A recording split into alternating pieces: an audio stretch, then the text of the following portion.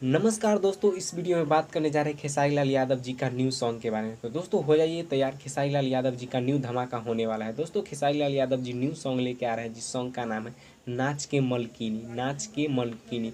दोस्तों इस सॉन्ग को हम भोजपुरी यूट्यूब चैनल से रिलीज किया जाएगा, हम भोजपुरी यूट्यूब चैनल से रिलीज किया जाएगा। दोस्तों इस सॉन्ग का टीजर आज ही सुबह के 11 बजे इस सॉन्ग का टीजर रिलीज किया जाएगा। आज सुबह 11 बजे सॉन्ग का टीजर रिलीज किया जाएगा। दोस्तों यह सॉन्ग काफ़ी ज़बरदस्त होगा और काफ़ी कमाल का होगा, इसका वीडियो लेवल भी काफ़ी हाई होगा। दोस्तों यह सॉन्ग काफ़ी ज़बरदस्त तहलका मचा देगा और बवाल रिकॉर्ड भी बनाएगा। दोस्तों यह वीडियो काफ़ी ज़बरदस्त होगा, एक लेवल अप की वीडियो होगा, एक लेवल अप की म्यूजिक भी होगा। इसमें पाखी हेकड़े भी आप लोगों को नजर आएंगे इस वीडियो सॉन्ग में।